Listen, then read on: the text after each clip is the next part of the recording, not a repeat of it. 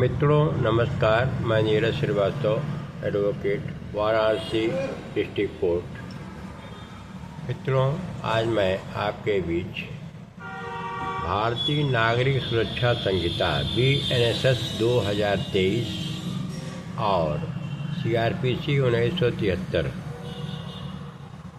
के सेक्शंस का comparative study करने के मकसद से आज उपस्थित हुआ हूँ। भारतीय नागरिक सुरक्षा संहिता 2023 और CRPC का CRPC 1973 का चैप्टर 1 जो कि सेक्शन 1 से 5 रहा, इसमें लगभग सारी बातें समान रूप से रही हैं। केवल इसमें जो कोई भिन्नता आई है उसके बारे में हम लोग आज अध्ययन करेंगे। सेक्शन BNSS का सेक्शन 1 जो है, इसका संक्षिप्त नाम, विस्तार व प्रारंभ बताता है, कहाँ तक इस पर लागू है, कहाँ। यही चीज़ सेक्शन 1 जो है आपके CRPC सेक्शन 1 में भी दिया हुआ था, संपूर्ण भारत पे लागू है।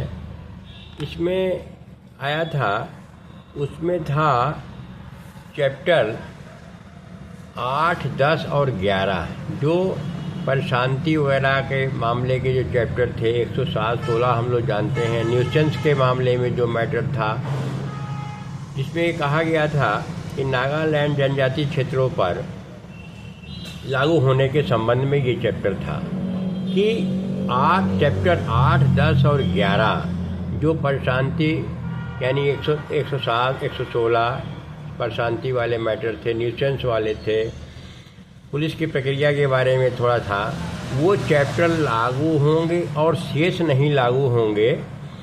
वही चीज़ यहाँ पर भी फिर कहा गया है। चैप्टर चूँकि बदल गया है, BNSS में चैप्टर 9, 11, 12 बन गया है।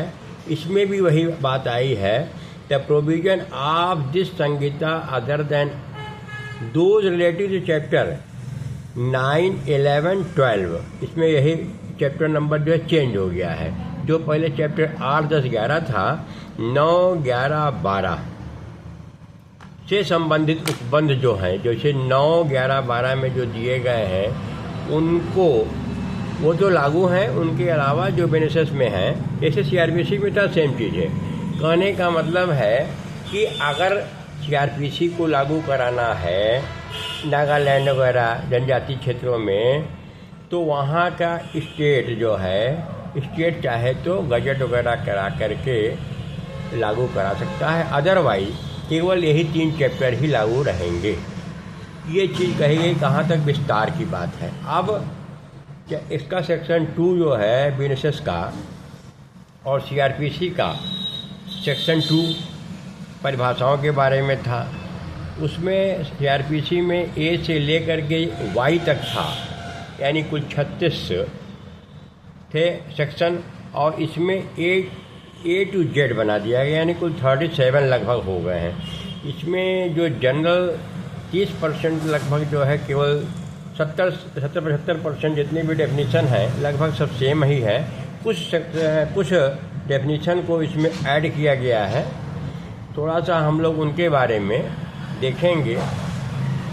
इसमें पहले ही दे दिया गया है, श्रव्य, दृश्य, इलेक्ट्रॉनिक, ऑडियो वीडियो के माध्यम से जो कॉन्फ्रेंसिंग वगैरह हम लोग देखते हैं, उसके बारे में कहा गया है कि कैसे नोटिस जाएगी, कैसे लिखित होगा। वो ऑडियो वीडियो के बारे में पहले परिभाषा यही आ गई है। इसमें ये नई चीज़ है। फिर B में आया है, BNSS के सेक्शन 2 के B क्लास में, सब क्लास B में बेल के बारे में जमानत आ गया। जमानत जो हम लोग सेक्शन 436, 437, 438, 439 CRPC में पढ़ते थे, जमानत कैसे होगी, जमानती अपराध है, अजमानती अपराध है, संज्ञेय है, असंज्ञेय अपराध के बारे में उसमें बताया जाता था। वो जमानत शब्द नहीं था, कहीं पर परिभाषित नहीं था। उसको इसने यहाँ पर BNSS में जमानत को डिफाइन कर दिया गया। बेल क्या चीज़ है? बेल का मतलब हम भी लोग जानते हैं कि न्यायिक अभिरक्षा से अवमुक्ति विशेष कंडीशन के आधार पर छूटना, ये जमानत है और इसमें कोई विशेष बात नहीं है। तो जमानत एक नया शब्द आया। ऑडियो वीडियो इलेक्ट्रॉनिक माध्यम से जो सूचना वगैरह देना, अब बयान वगैरह अभिलेख कराना, ये चीज़ जो है नई शब्द, नया परिभाषा श्रव्य दृश्य इलेक्ट्रॉनिक आया और दूसरा एक जमानत आया हुआ है। इसके बाद जमानत पत्र आया, जो कि हम लोग 440, 441, 442, 443, 44 बंद पत्र वगैरह के बारे में जहाँ फार फीचर वगैरह, बेल बॉन्ड वगैरह की बात आती थी, तो जमानत पत्र सीआरपीसी में पढ़ते थे हम लोग 440, 441, 442, वो सारे सेक्शन जो है कि जमानत पत्र है क्या।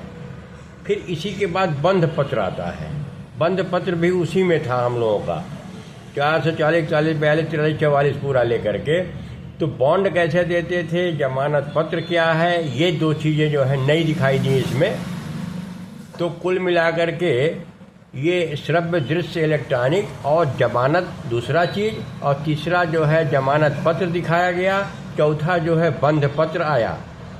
तो ये 4 चीज़ इसमें नई मिली है। फिर एक और आया है इलेक्ट्रॉनिक संसूचना। कैसे कम्युनिकेशन होगी इलेक्ट्रॉनिक संसूचना, इलेक्ट्रॉनिक शब्द ये नया ऐड हुआ है। ये 5वां बात ये यहाँ पर नई चीज़ दिखाई दी।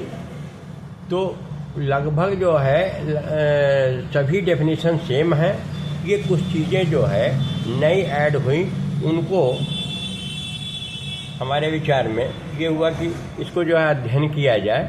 तो बाकी जहाँ तक बात है, जो डेफिनेशन पहले थी कि कौन से जमानती अपराध हैं, अजमानती हैं, पहले सीआरपीसी में था।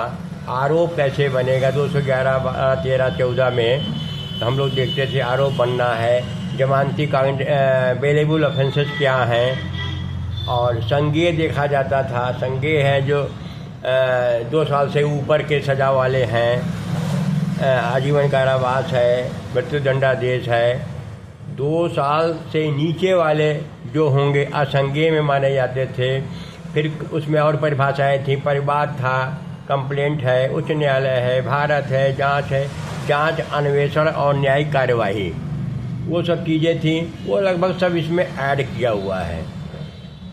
जांच है, अन्वेषण, इन्वेस्टिगेशन मालूम ही है कि पुलिस इन्वेस्टिगेशन करती है। जांच जो है चार्ज बनने के पहले कोर्ट प्रक्रिया में जो आता है, चार्ज बनने तक जो है इंक्वायरी करती है कोर्ट, और उसके बाद जो है आपका जो है ट्रायल शुरू होता है। तो न्यायिक कार्यवाही का मतलब है कि कोर्ट का जितनी प्रोसीडिंग है वो न्यायिक कार्यवाही में। ये सारी डेफिनेशन जितनी भी रही हैं वो लगभग जो है बीएनएसएस में ऐड की गई हैं। इसके बाद सेक्शन 2 का डेफिनेशन में कुछ इम्पोर्टेंट डेफिनेशन जो हमको दिखाई दी, जो कंट्रेरी रहा है, तो उससे भिन्न है।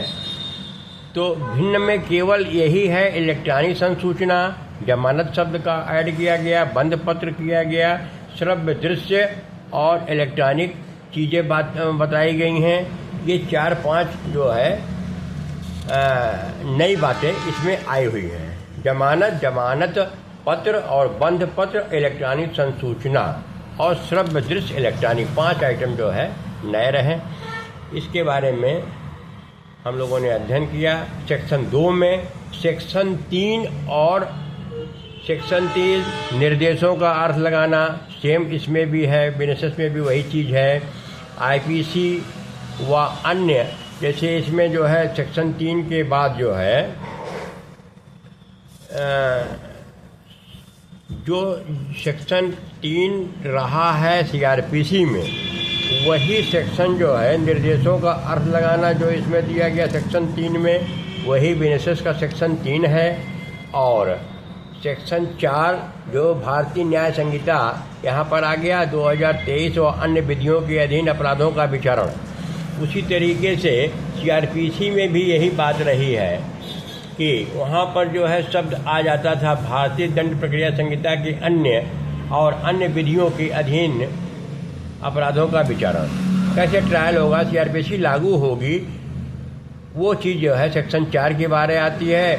और व्यावृत्ति जो है 5वां सेक्शन था, तो इसमें भी 5वां सेक्शन ये कह दिया गया कि इसमें प्रतिकूल किसी भी निर्दिष्ट उपबंध के अभाव में इस संहिता की कोई बात तत्समय प्रवृत्त किसी विशेष या स्थानीय विधि पर तत्समय प्रवृत्त किसी अन्य विधि द्वारा प्रदत्त किसी विशेष अधिकारिता या शक्ति का विहित प्रक्रिया के किसी विशेष प्रारूप पर प्रभाव नहीं डालेगी। इसमें जो है CRPC लागू होगी यदि कहीं किसी अन्य एक्ट में कुछ हाई प्रोसीजर दिया गया है उस पर ये कंट्रेरी अपोजिट इफेक्ट नहीं डालेगी। क्या ही व्यावृत्ति ये बताता है।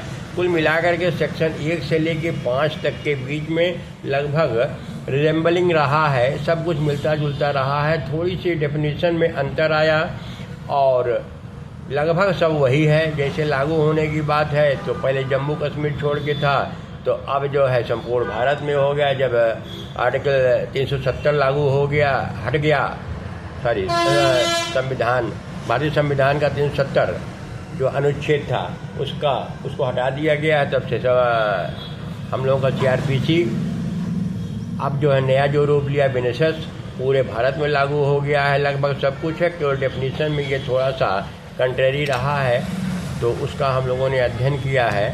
आगे इसी क्रम में बिनेसेस के अन्य चैप्टर को समान रूप से CRPC के साथ साथ अध्ययन करने का प्रयास किया जाएगा। तब तक के लिए धन्यवाद, नमस्कार।